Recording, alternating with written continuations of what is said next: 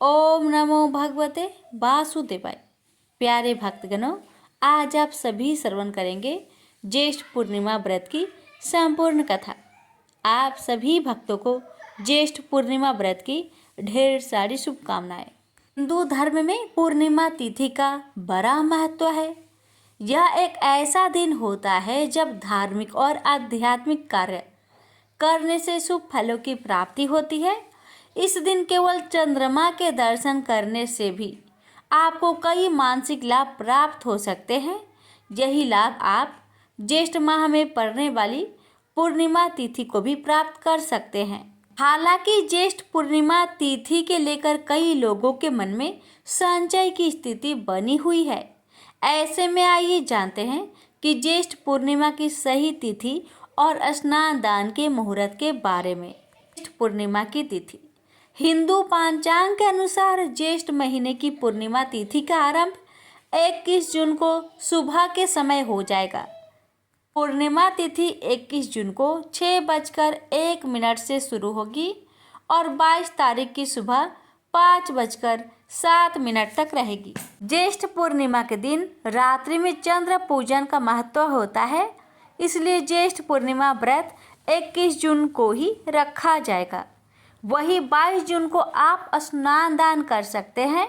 उदया तिथि की मान्यता के अनुसार ज्येष्ठ पूर्णिमा 22 जून को ही मनाई जाएगी। स्नान दान का मुहूर्त साल 2024 में ज्येष्ठ पूर्णिमा 2 दिनों तक रहेगी, इसलिए 21 और 22 दोनों दिन ही आप स्नान और दान का लाभ प्राप्त कर सकते हैं। हालांकि व्रत के लिए 21 जून का ही दिन शुभ माना जाएगा।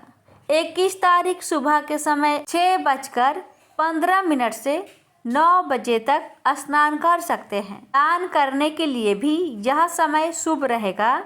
रात्रि को आपको चंद्रमा का पूजन इस दिन करना चाहिए। इस दिन चंद्रमा के साथ ही भगवान विष्णु और माता लक्ष्मी के निमित्त व्रत रखने से और पूजा करने से आपको शुभ फल प्राप्त होते हैं। श्रद्धा पूर्वक विष्णु लक्ष्मी की पूजा करने से घर में बरकत आती है और धन से संबंधित मामलों में भी आपको सफलता मिलती है। 22 जून को दान आप किसी भी समय कर सकते हैं, लेकिन स्नान सुबह 5 बजे से लेकर 6:30 तक करना उत्तम माना जाएगा। आइए अब जानते हैं ज्येष्ठ पूर्णिमा पर किन चीज़ों का दान करने से क्या लाभ मिलेगा। ज्येष्ठ पूर्णिमा के दिन दान का बड़ा महत्व है। इस दिन अपने सामर्थ्य के अनुसार आपको दान अवश्य करना चाहिए। इस दिन आप लाल रंग के कपड़े, मसूर की दाल, मिश्री, चीनी, गेहूं, चावल, मौसमी फल और सब्जियों का दान कर सकते हैं। इसके साथ ही गौ माता को अगर इस दिन आप हरा चारा खिलाते हैं तो सभी देवी देवता आपसे प्रसन्न होते हैं। ज्येष्ठ पूर्णिमा के दौरान गर्मी उफान पर होती है, इसलिए शरबत भी आप राहगीरों को इस दौरान पिला सकते हैं। जल का दान करने से आपके जीवन की कई परेशानियां का हल होता है और साथ ही कुंडली में चंद्रमा की स्थिति भी मजबूत होती है। आइए जानते हैं पूर्णिमा व्रत की पूजन विधि के बारे में। इस पावन दिन सुबह जल्दी उठकर स्नान कर ले। इस दिन पवित्र नदियों में स्नान करने का बहुत अधिक महत्व होता है। आप नहाने के पानी में गंगा जल डालकर स्नान भी कर सकते हैं। नहाते समय सभी पावन नदियों का ध्यान कर ले। नहाने के बाद घर के मंदिर में दीप प्रज्वलित करें। अगर संभव हो तो इस दिन व्रत भी रखें। सभी देवी देवताओं का गंगा जल से अभिषेक करें। पूर्णिमा के पावन दिन भगवान विष्णु की पूजा अर्चना का विशेष महत्व होता है। इस दिन विष्णु भगवान के साथ माता लक्ष्मी की भी पूजा अर्चना भी करें। भगवान विष्णु को भोग लगाए। भगवान विष्णु के भोग में तुलसी को शामिल करें। धार्मिक मान्यताओं के अनुसार तुलसी के बिना भगवान विष्णु भोग स्वीकार नहीं करते। इस बात का ध्यान रखें कि भगवान को सिर्फ स्वास्तिक चीज़ों का भोग लगाया जाता है। भगवान विष्णु और माता लक्ष्मी की आरती करें। इस पावन दिन भगवान विष्णु और माता लक्ष्मी का अधिक से अधिक ध्यान करें। पूर्णिमा पर चंद्रमा की पूजा का विशेष महत्व होता है। चंद्रोदय होने के बाद चंद्रमा की पूजा अवश्य करें। चंद्रमा को अर्घ्य देने से दोषों से मुक्ति मिलती है। इस दिन जरूरतमंद लोगों की मदद करें। अगर आपके घर के आसपास गाय है तो गाय को भोजन जरूर कराएं। गाय को भोजन कराने से कई तरह के दोषों से मुक्ति मिल जाती है। अब आइए श्रवण करते हैं ज्येष्ठ पूर्णिमा व्रत की संपूर्ण कथा एक साथ। कथा को पूरा सुनिए और दूसरे भक्तों के पास भी शेयर कीजिए। लक्ष्मी नारायण की कृपा आप पर, आपके परिवार पर सदा सर्वदा बनी रहे। प्रेम से बोलिए विष्णु भगवान की जय। वट सावित्री व्रत कथा। भद्र देश के एक राजा थे जिनका नाम अश्वपति था। भद्र देश के राजा अश्वपति के कोई संतान न थी। उन्होंने संतान की प्राप्ति के लिए मंत्र उच्चारण के साथ प्रतिदिन 1,00,000 आहुतियां दी। 18 वर्षों तक यह क्रम जारी रहा। इसके बाद सावित्री देवी ने प्रकट होकर वर दिया कि राजन, तुझे एक तेजस्वी कन्या पैदा होगी। सावित्री देवी की कृपा से जन्म लेने के कारण से कन्या का नाम सावित्री रखा गया। कन्या बड़ी होकर बेहद रूपवान हुई। योग वर न मिलने की वजह से सावित्री के पिता दुखी थे। उन्होंने कन्या को स्वयं वर तलाशने भेजा। सावित्री तपोवन में भटकने लगी। वहां साल्व देश के राजा धूम्रसेन रहते थे, क्योंकि उनका राज्य किसी ने छीन लिया था। उनके पुत्र सत्यवान को देखकर सावित्री ने पति रूप में उनका वरण किया। श्री राज नारद को जब यह बात पता चली तो वह राजा अश्वपति के पास पहुंचे और कहा कि हे राजन, यह क्या कर रहे हैं आप? सत्यवान गुणवान है, धर्मात्मा है और बलवान भी है, पर उसकी आयु बहुत छोटी है। वह अल्पायु है। 1 वर्ष के बाद ही उसकी मृत्यु हो जाएगी। ऋषिराज नारद की बात सुनकर राजा अश्वपति घोर चिंता में डूब गए। सावित्री ने उनसे कारण पूछा तो राजा ने कहा, पुत्री, तुमने जिस राजकुमार को अपने वर के रूप में चुना है वह अल्प आयु है। तुम्हें किसी और को अपना जीवन साथी बनाना चाहिए। इस पर सावित्री ने कहा कि पिताजी, आर्य कन्याएं अपने पति का एक बार ही वरण करती है। राजा एक बार ही आज्ञा देता है और पंडित एक बार ही प्रतिज्ञा करते हैं और कन्यादान भी एक ही बार किया जाता है। सावित्री हठ करने लगी और बोली, मैं सत्यवान से ही विवाह करूंगी। राजा अश्वपति ने सावित्री का विवाह सत्यवान से कर दिया। सावित्री अपनी ससुराल पहुंचते ही सास ससुर की सेवा करने लगी। समय बीतता चला गया। नारद मुनि ने सावित्री को पहले ही सत्यवान की मृत्यु के दिन के बारे में बता दिया था। वह दिन जैसे जैसे करीब आने लगा, सावित्री अधीर होने लगी। उन्होंने 3 दिन पहले से ही उपवास शुरू कर दिया। नारद मुनि द्वारा कथित निश्चित तिथि पर पितरों का पूजन किया। हर दिन की तरह सत्यवान उस दिन भी लकड़ी काटने जंगल चले गए। साथ में सावित्री भी गई। जंगल में पहुंचकर सत्यवान लकड़ी काटने के लिए एक पेड़ पर चढ़ गए। तभी उसके सिर में तेज दर्द होने लगा। दर्द से व्याकुल सत्यवान पेड़ से नीचे उतर गए। सावित्री अपना भविष्य समझ गई। सत्यवान के सिर को गोद में रखकर सावित्री सत्यवान का सिर सहलाने लगी। तभी वहां यमराज आते दिखे।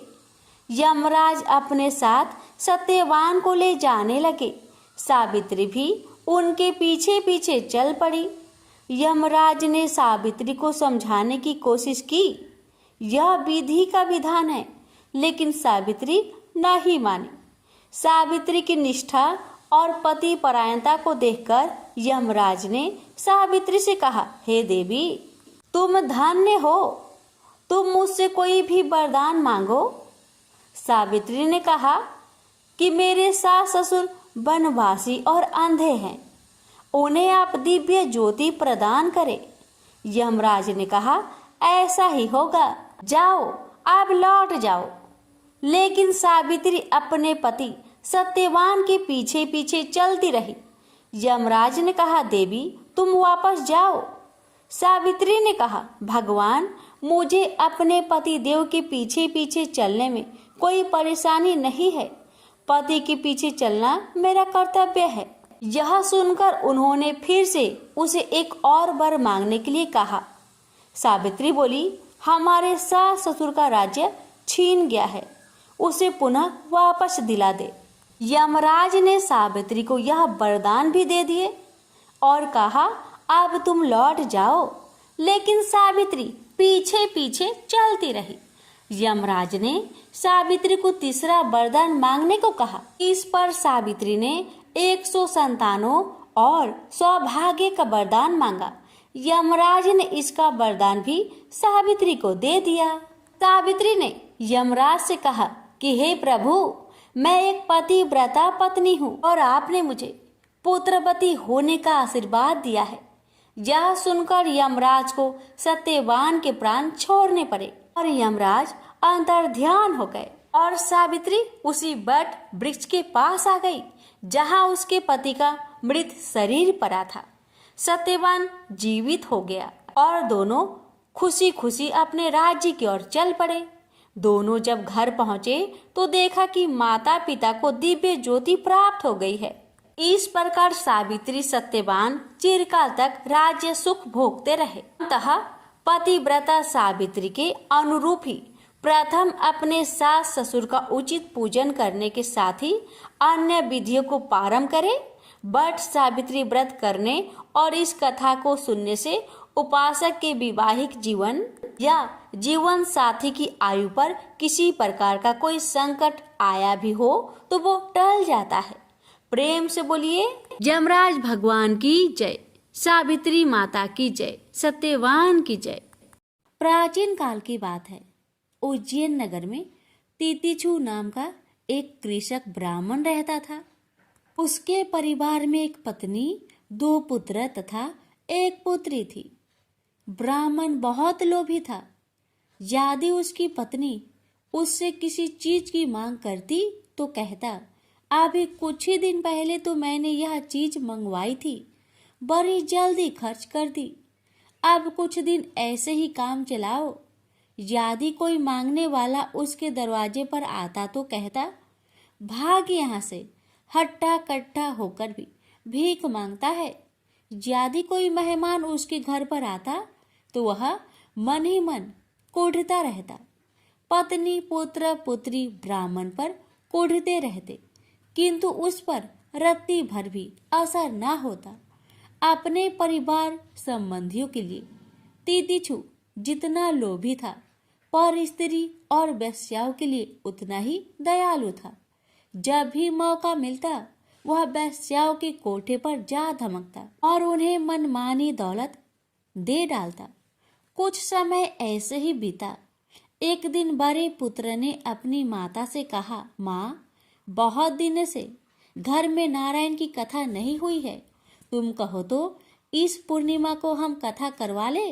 माँ बोली, इच्छा तो मेरी भी बहुत है बेटा, लेकिन तुम्हारे पिता से डर लगता है, वे कथा कराने की इजाजत नहीं देंगे।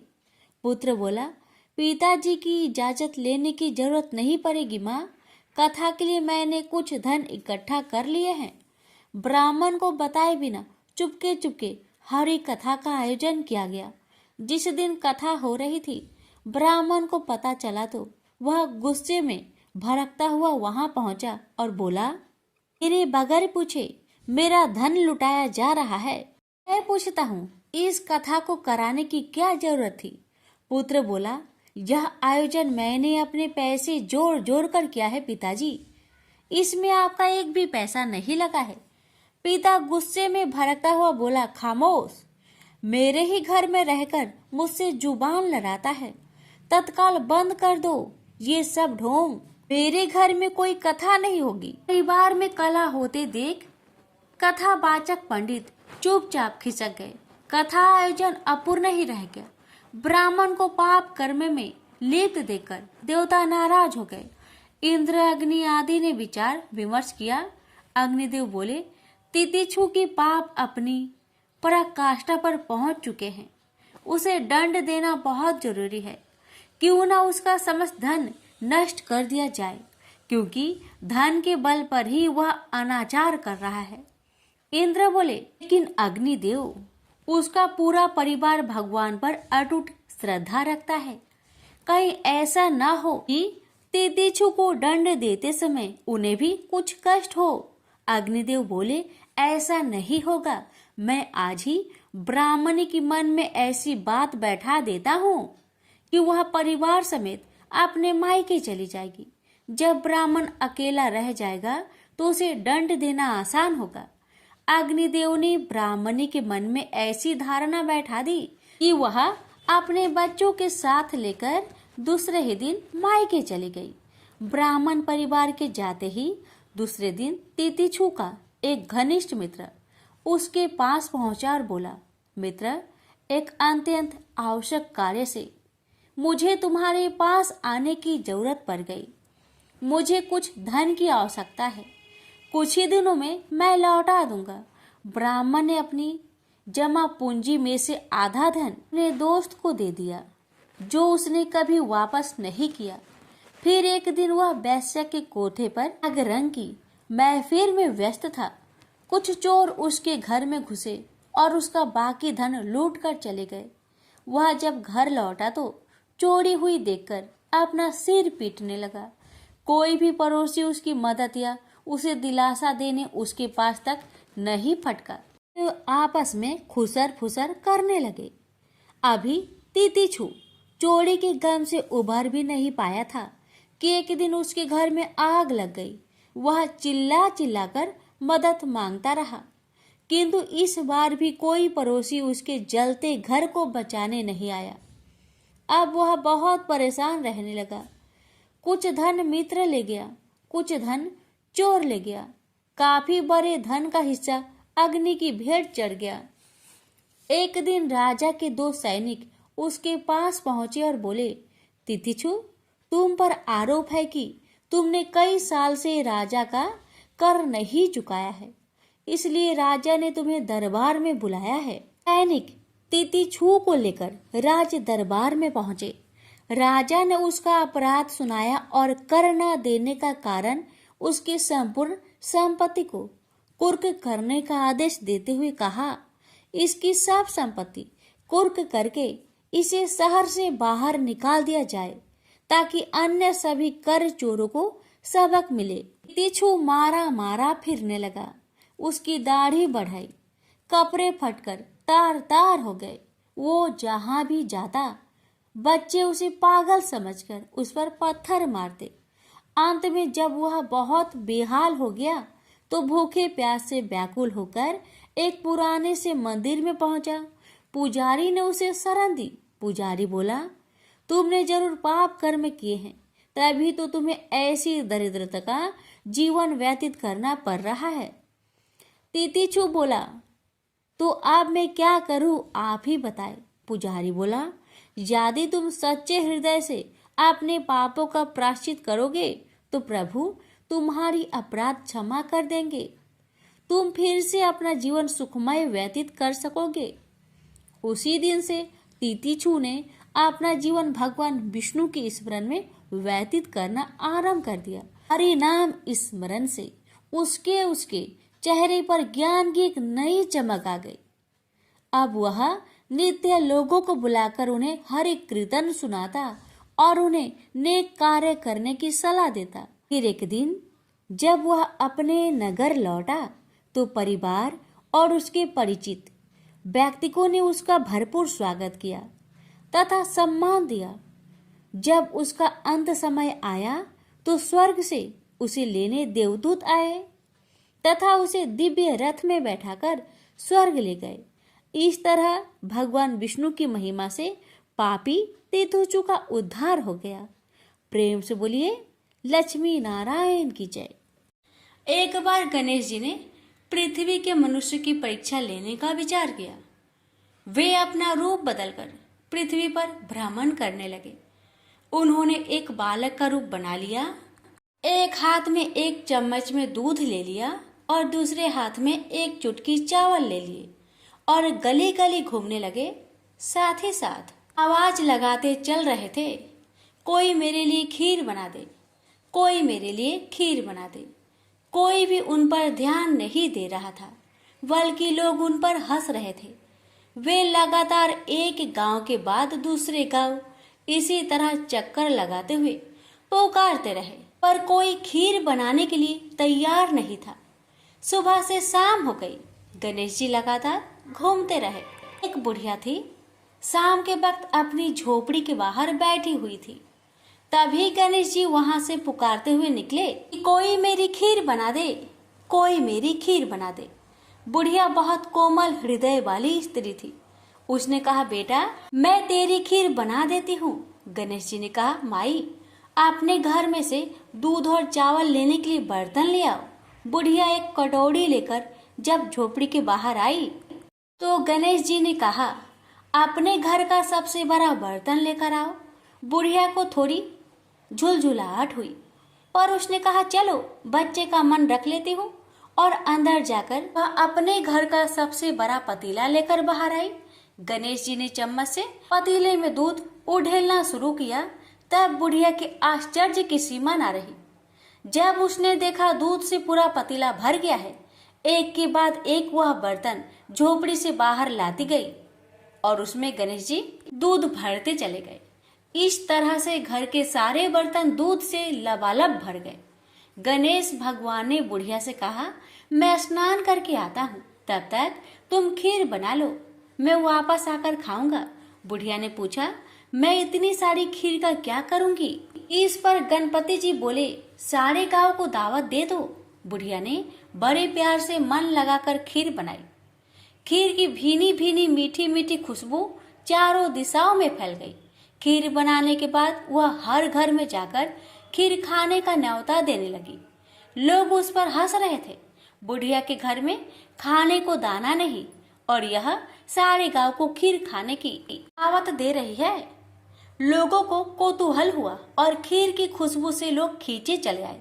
लोग सारा गांव बुढ़िया के घर में इकट्ठा हो गया। जब बुढ़िया की बहू को दावत की बात मालूम हुई, तब वह सबसे पहले वहां पहुंच गई। उसने खीर से भरे पतीलों को जब देखा तो उसके मुंह में पानी आ गया।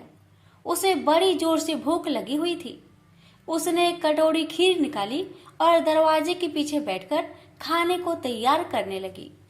इसी बीच एक छींटा गिर गया और गणपति जी का भोग लग गया और वो प्रसन्न हो गए। अब पूरे गांव को खाने की दावत देकर बुढ़िया वापस अपने घर आई। उसने देखा बालक वापस आ गया था। बुढ़िया ने कहा, बेटा खीर तैयार है, भोग लगा लो।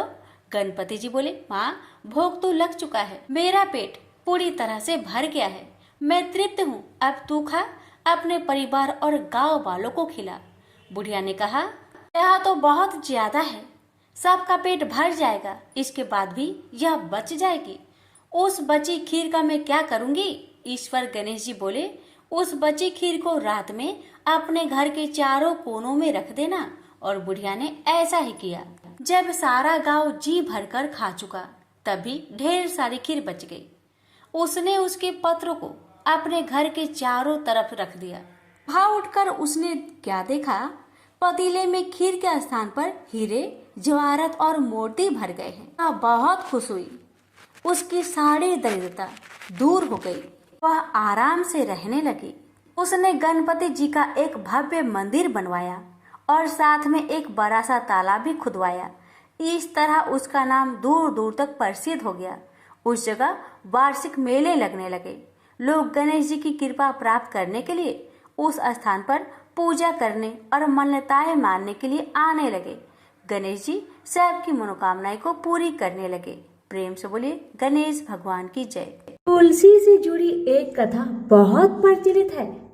श्रीमद् देवी भागवत पुराण में इनके अवतरण की दिव्य लीला कथा भी बनाई गई है।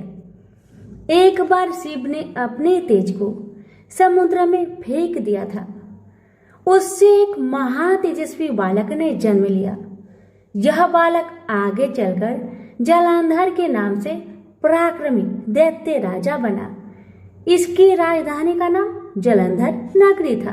दैत्यराज कालनेमी की कन्या वृंदा का विवाह जलंधर से हुआ। जलंधर महाराक्षस था। अपनी सत्ता के मद में चूर उसने माता लक्ष्मी की पाने की कामना से युद्ध किया, परंतु समुद्र से ही उत्पन्न होने के कारण माता लक्ष्मी ने उसे अपने भाई के रूप में स्वीकार किया।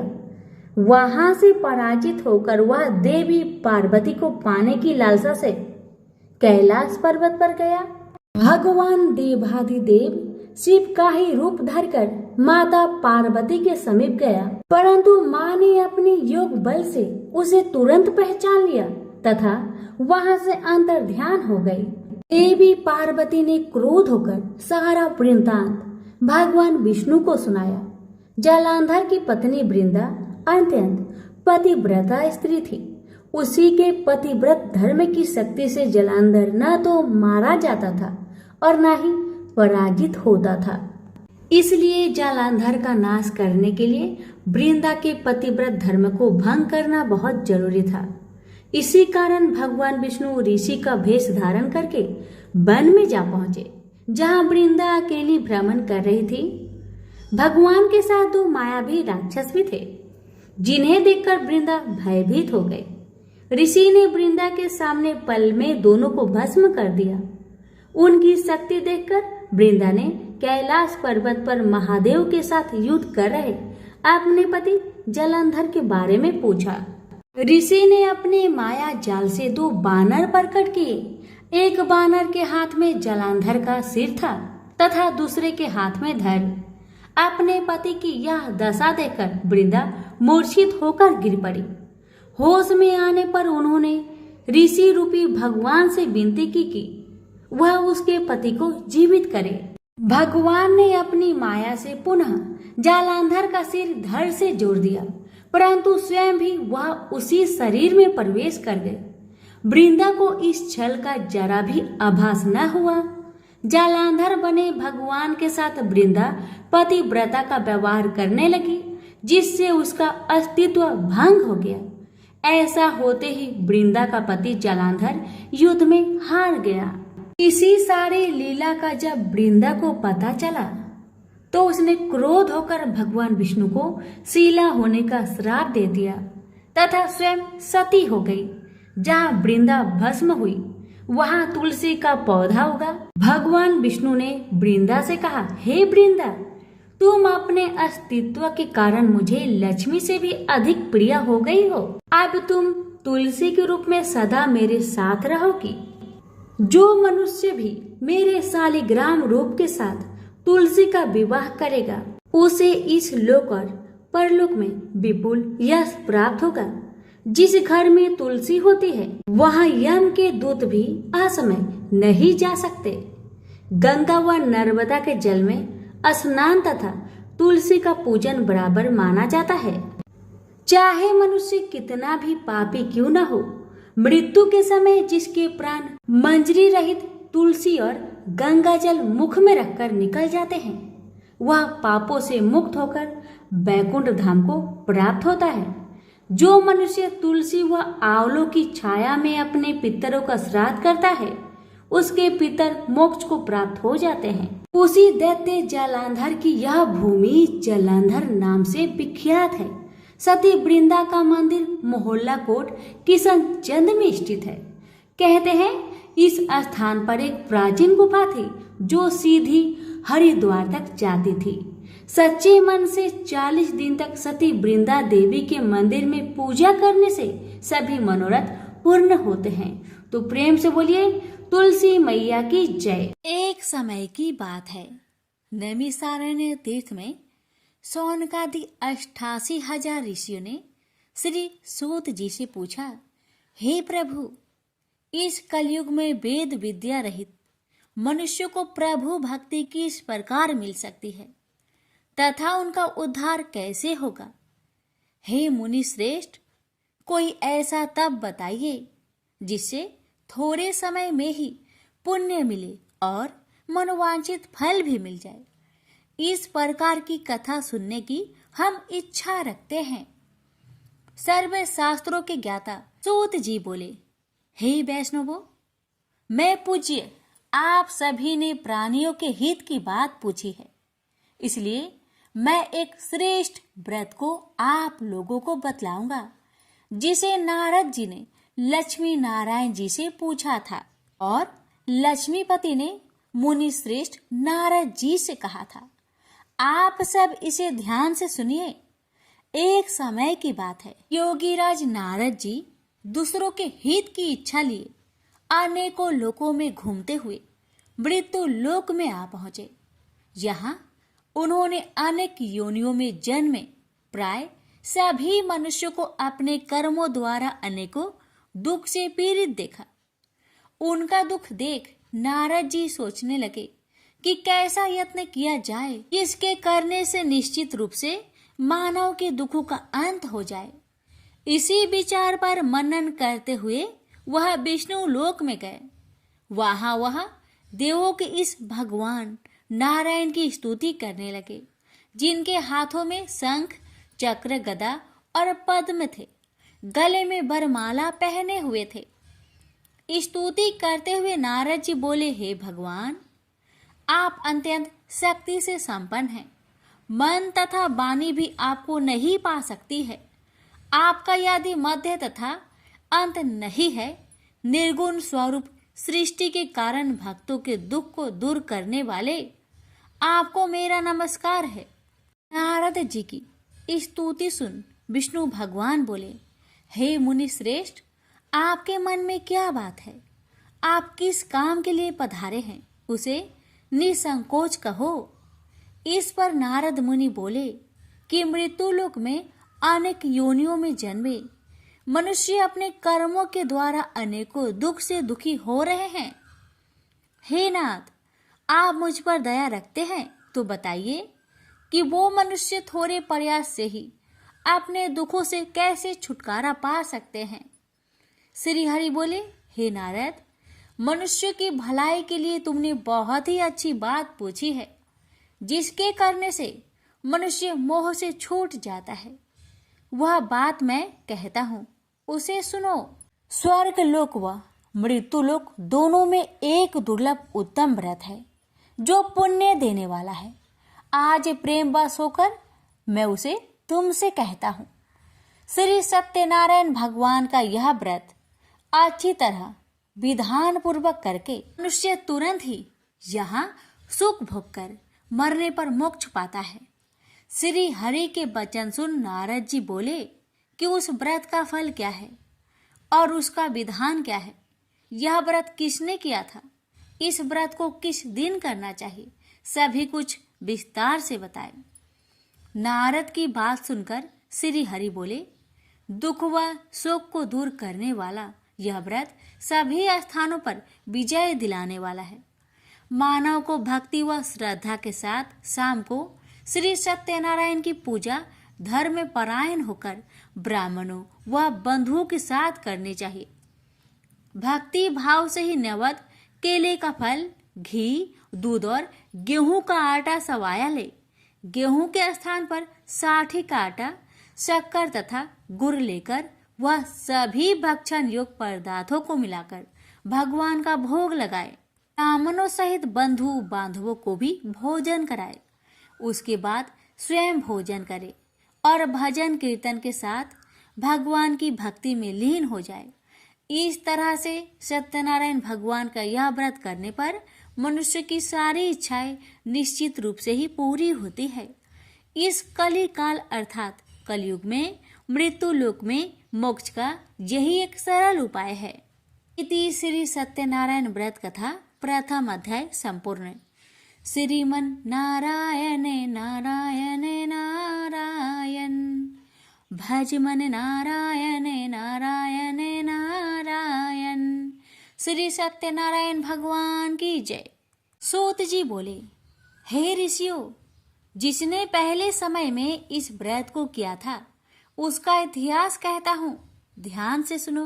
सुंदर काशीपुरी नगरी में एक अत्यंत निर्धन ब्राह्मण रहता था। भूख प्यास से परेशान हुआ धरती पर घूमता रहता था। ब्राह्मणों से प्रेम करने वाले भगवान ने एक दिन ब्राह्मण का भेष धारण कर उसके पास जाकर पूछा, हे ब्रीप, नित्य दुखी होकर तुम पृथ्वी पर क्यों घूमते हो? दीन ब्राह्मण बोला, मैं निर्धन ब्राह्मण हूँ, भिक्षा के लिए धरती पर घूमता हूँ। हे भगवान, यदि आप इसका कोई उपाय जानते हो तो बताइए। वृद्ध ब्राह्मण कहता है कि सत्यनारायण भगवान मनोवांछित फल देने वाले हैं, इसलिए तुम उनका पूजन करो। इसे करने से मनुष्य सभी दुखों से मुक्त हो जाता है। वृद्ध ब्राह्मण बनकर आए सत्यनारायण भगवान उस निर्धन ब्राह्मण को व्रत का सारा विधान बताकर अंतर्ध्यान हो गए। मन ही मन सोचने लगा कि जिस व्रत को वृद्ध ब्राह्मण करने को कह गया है, मैं उसे जरूर करूंगा। यह निश्चय करने के बाद उसे रात में नींद नहीं आई। वह सवेरे उठकर सत्यनारायण भगवान के व्रत का निश्चय कर भिक्षा के लिए चला गया। उस दिन निर्धन ब्राह्मण को भिक्षा में बहुत धन मिला, जिससे उसने बंधु बांधवों के साथ मिलकर श्री सत्यनारायण भगवान का व्रत संपन्न किया। भगवान सत्यनारायण का व्रत संपन्न करने के बाद वह निर्धन ब्राह्मण सभी दुखों से छूट गया और अनेक प्रकार की संपत्तियों से युक्त हो गया। उसी समय से यह ब्राह्मण हर माह इस व्रत को करने लगा। इस तरह से सत्यनारायण भगवान के व्रत को जो भी मनुष्य करेगा वह सभी प्रकार के पापों से छूटकर मोक्ष को प्राप्त होगा। जो मनुष्य इस व्रत को करेगा वह भी सभी दुखों से मुक्त हो जाएगा।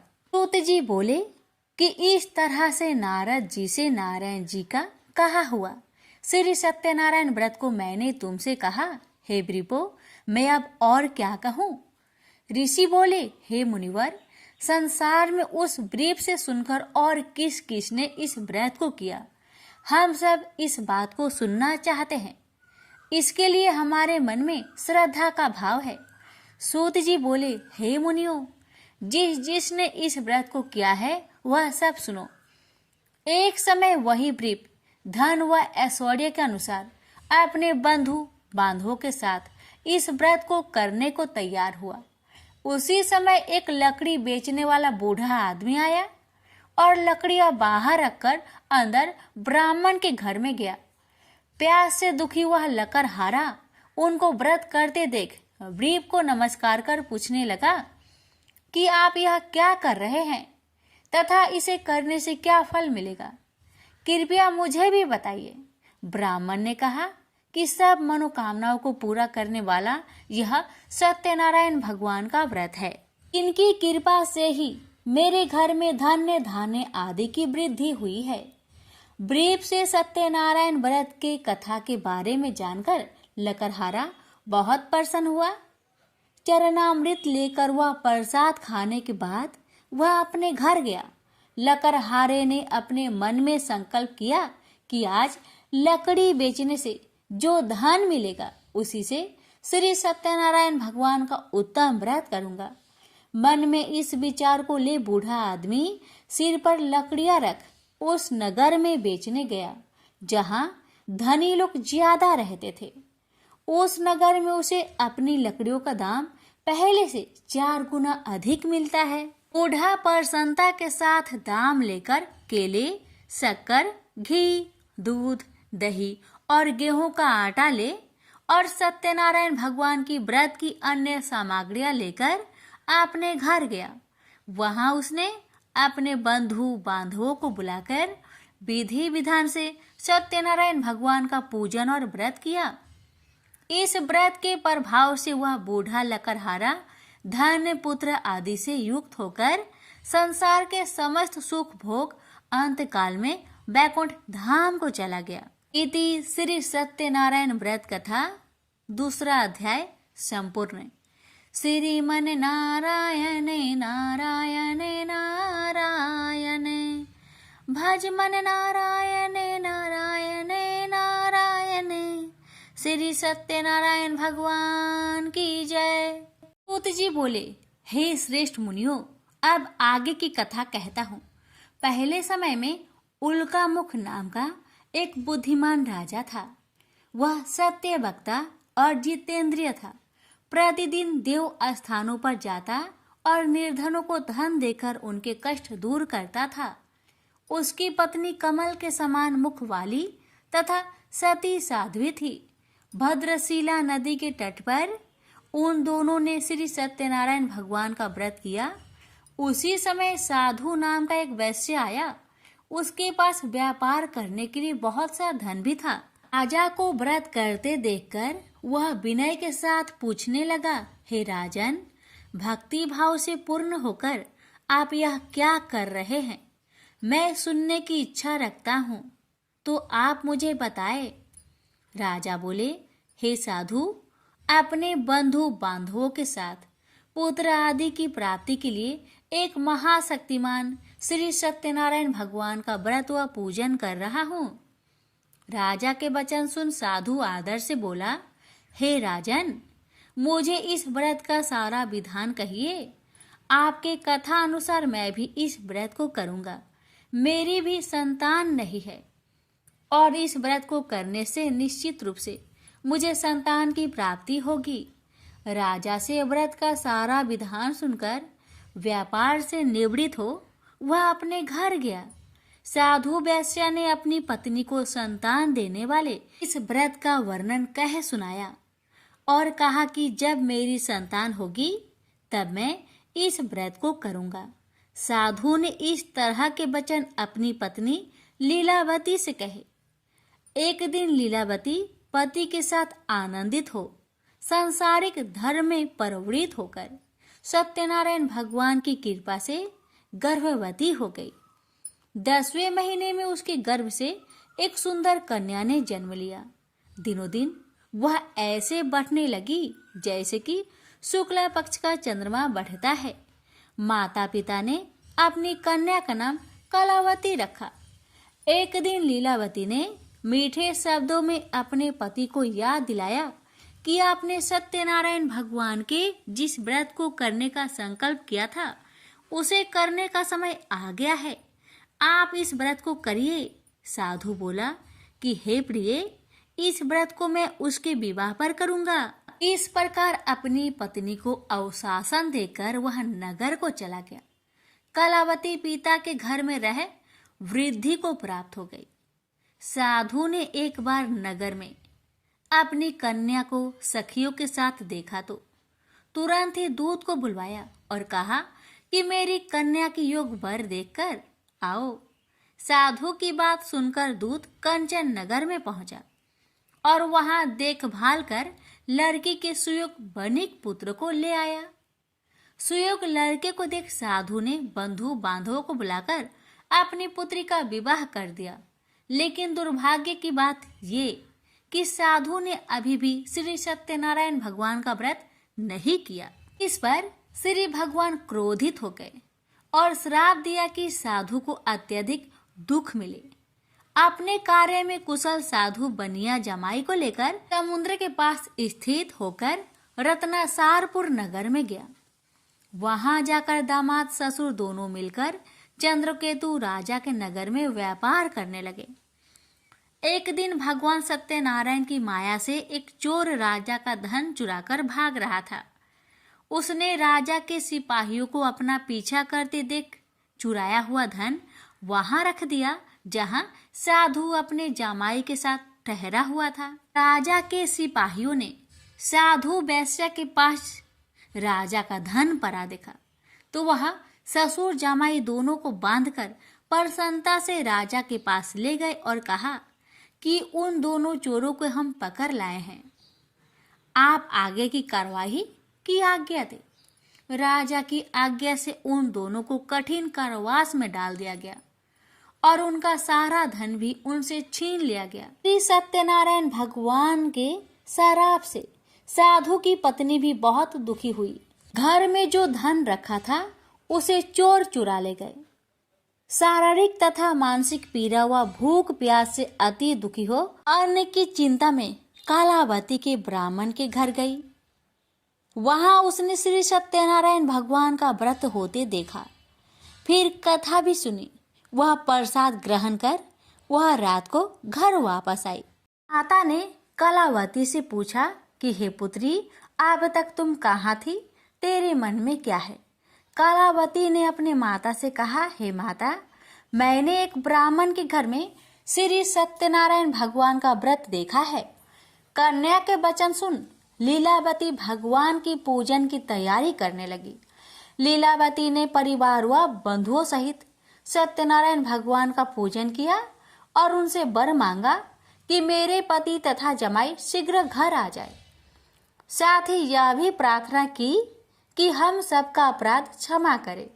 श्री सत्यनारायण भगवान इस व्रत से संतुष्ट हो गए और राजा चंद्रकेतु को सपने में दर्शन दे कहा कि हे राजन, तुम उन दोनों वेश्या को छोड़ दो और तुमने उनका जो धन लिया है उसे वापस कर दो। अगर ऐसा नहीं किया तो मैं तुम्हारा धन, राज्य व संतान सभी को नष्ट कर दूंगा। राजा को यह सब कहकर वह अंतर्ध्यान हो गए। अतः काल सभा में राजा ने अपना सपना सुनाया। फिर बोले कि बानिक पुत्र को कैद से मुक्त कर सभा में लाओ। दोनों ने आते ही राजा को प्रणाम किया। राजा मीठी बानी से बोला, हे महानुभावों, भाग्यवश ऐसा कठिन दुख तुम्हें प्राप्त हुआ है, लेकिन अब तुम्हें कोई भय नहीं है।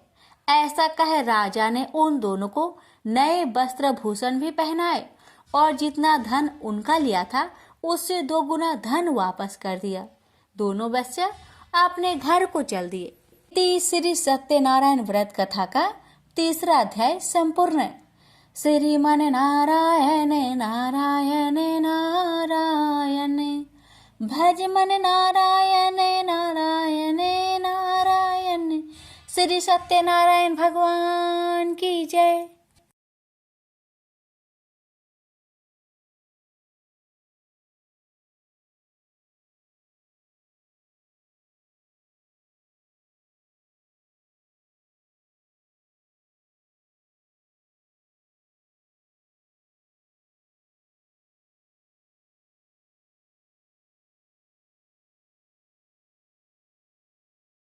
सूत जी बोली, वैश्या ने मंगलाचार कर अपनी यात्रा आरंभ की और अपने नगर की ओर चल दिया। उसके थोड़ी दूर जाने पर एक दंड भेषधारी श्री सत्यनारायण ने उनसे पूछा, हे साधु, तेरी नाव में क्या है? अभिमानी बानिक हंसता हुआ बोला, हे दंडी, आप क्यों पूछते हो? क्या धन लेने की इच्छा है? मेरी नाव में तो बेल व पत्ते भरे हुए हैं। वैश्या के कठोर वचन सुन भगवान बोले, तुम्हारा वचन सत्य हो। दंडी ऐसे वचन कहे वहां से दूर चले गए। कुछ दूर जाकर समुद्र के किनारे बैठ गए।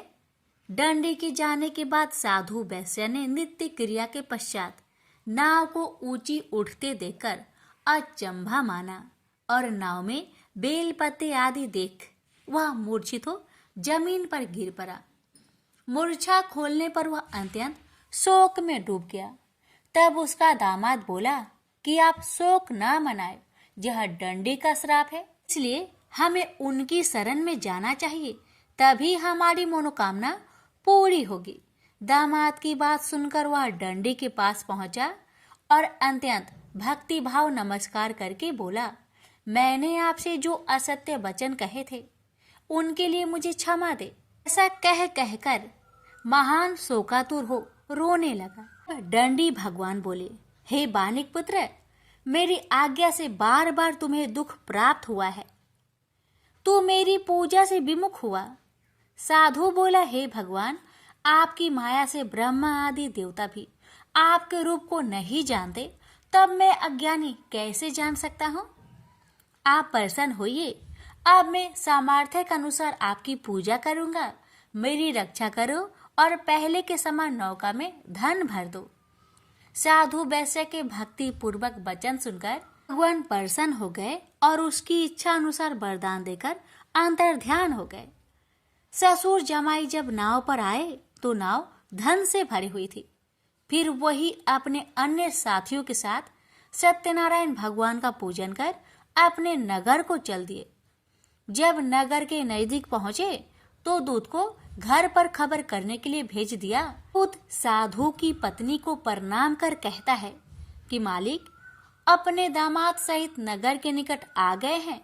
दूत की बात सुन साधु की पत्नी लीलावती ने बड़े हर्ष के साथ सत्यनारायण भगवान का पूजन कर अपनी पुत्री कलावती से कहा कि मैं अपने पति के दर्शन को जाती हूँ, तो कार्य पूर्ण कर शीघ्र आ जाना। माता के ऐसे वचन सुन कलावती जल्दी में प्रसाद छोड़ अपने पति के पास चली गई। प्रसाद की अवज्ञा के कारण श्री सत्यनारायण भगवान रुष्ट हो गए और नाव सहित उसके पति को पानी में डुबो दिए। कलावती अपने पति को वहां ना पाकर रोती हुई जमीन पर गिर गई। नौका को डूबा हुआ देख वह कन्या को रोता देख साधु दुखी होकर बोला कि हे प्रभु, मुझसे तथा मेरे परिवार से जो भूल हुई है उसे क्षमा करे। साधु के दीन वचन सुनकर श्री सत्यनारायण भगवान प्रसन्न हो गए और आकाशवाणी हुई, हे साधु, तेरी कन्या मेरे प्रसाद को छोड़कर आई है, इसलिए उसका पति अदृश्य हो गया है।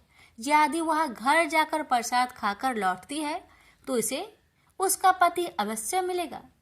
ऐसी आकाशवाणी सुन कलावती घर पहुंचकर प्रसाद खाती है और फिर आकर अपने पति के दर्शन करती है। उसके बाद साधु अपने बंधु बांधवों सहित श्री सत्यनारायण भगवान का विधि विधान से पूजन करता है। इस लोक का सुख भोग वह अंत में स्वर्ग जाता है। इति श्री सत्यनारायण व्रत कथा चतुर्थ अध्याय संपूर्ण। श्रीमन नारायणे नारायणे नारायणे भज मन नारायणे नारायणे नारायण। श्री सत्यनारायण भगवान की जय। श्री सूत जी बोले, हे ऋषियों, मैं और भी एक कथा सुनाता हूँ, उसे भी ध्यान पूर्वक सुनो। प्रजा पालन में लीन तुंगध्वज नाम का एक राजा था। उसने भी भगवान का प्रसाद त्याग कर बहुत ही दुख प्राप्त किया। एक बार वन में जाकर वन्य पशुओं को मारकर वह बर के पेड़ के नीचे आया। वहां उसने ग्वालों को भक्ति भाव से अपने बंधुओं सहित सत्यनारायण भगवान का पूजन करते देखा। अभिमान बस राजा ने उन्हें देखकर भी पूजा स्थान में नहीं गया, ना ही उसने भगवान को नमस्कार किया। ग्वालों ने राजा को प्रसाद दिया, लेकिन उसने वह प्रसाद नहीं खाया और प्रसाद को वहीं छोड़कर वह अपने नगर को चला गया।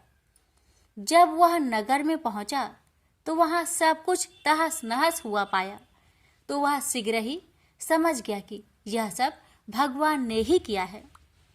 वह दोबारा ग्वालों के पास पहुंचा और विधि पूर्वक पूजा कर प्रसाद खाया, तो श्री सत्यनारायण भगवान की कृपा से सब कुछ पहले जैसा हो गया। दीर्घ काल तक सुख भोगने के बाद मरोना उपरांत उसे स्वर्ग लोक की प्राप्ति हुई। तो मनुष्य परम दुर्लभ इस व्रत को करेगा तो भगवान सत्यनारायण की अनुकंपा से उसे धन्य धान्य की प्राप्ति होगी। निर्धन धनी हो जाता है और भय मुक्त हो जीवन जीता है। संतानहीन मनुष्य को संतान सुख मिलता है और सारे मनोरथ पूर्ण होने पर मानव अंत काल में वैकुंठ धाम को जाता है। सूत जी बोले, जिन्होंने पहले इस व्रत को किया है, अब उनके दूसरे जन्म की कथा कहता हूँ। वृद्ध संतानंद ब्राह्मण ने सुदामा का जन्म लेकर मोक्ष की प्राप्ति की। लकरहारे ने अगले जन्म में निषाद बनकर मोक्ष प्राप्त किया। उल्का मुख नाम का राजा दशरथ होकर बैकुंठ को गए। साधु नाम के वैश्य ने मोरध्वज बनकर अपने पुत्र को आरे से चीरकर मोक्ष पाया। महाराज तुंगध्वज ने स्वयंभू होकर भगवान में भक्ति युक्त हो कर्म कर मोक्ष पाया।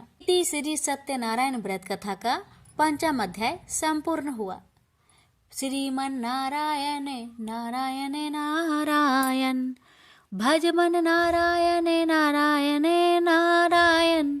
श्री सत्यनारायण भगवान की जय। श्रवण करे श्री सत्यनारायण भगवान की आरती। जय लक्ष्मी रमना स्वामी, जय लक्ष्मी रमना सत्यनारायण स्वामी, जनपात के हरिना। ओम जय लक्ष्मी रमना स्वामी, जय लक्ष्मी रमना। रत्न जरित सिंहासन अद्भुत छवि राजे, नारद करत नीराजन घंटा ध्वनि बाजे। ओम जय लक्ष्मी रमना स्वामी जय लक्ष्मी रमना। प्रकट भय काली कारण द्विज को दर्श दियो, बूढ़ा ब्राह्मण बनकर कंचन महल कियो। ओम जय लक्ष्मी रमना स्वामी जय लक्ष्मी रमना। दुर्बल भील कठारो जिन पर कृपा करी, चंद्रचूड़ एक राजा तिनकी विपत्ति हारी। ओम जय लक्ष्मी रमना स्वामी जय लक्ष्मी रमना। वैश्य मनोरथ पावो श्रद्धा तज दिन ही, सो फल भोग्यो प्रभु जी फिर स्तुति किन्ही। ओम जय लक्ष्मी रमना स्वामी जय लक्ष्मी रमना। भाव भक्ति के कारण ने छिन छिन रूप धरियो, श्रद्धा धारण किन्ही तिनको काज सरियो। ओम जय लक्ष्मी रमना स्वामी जय लक्ष्मी रमना। ग्वाल वाल संग राजा वन में भक्तिकारी, मनोवांछित फल दीन्हो दिन दयाल हरि। ओम जय लक्ष्मी रमना स्वामी जय लक्ष्मी रमना। चढ़त प्रसाद सवायो कदली फल मेवा, धूप दीप तुलसी से राजी सत्य देवा। ओम जय लक्ष्मी रमना स्वामी जय लक्ष्मी रमना। श्री सत्यनारायण जी की आरती जो कोई नर गावे, रिद्धि सिद्धि सुख संपत्ति सहज रूपे पावे। जय लक्ष्मी रमना स्वामी जय लक्ष्मी रमना। सत्यनारायण स्वामी जन्मपातक हरना। प्रेम से बोलिए श्री सत्यनारायण भगवान की जय।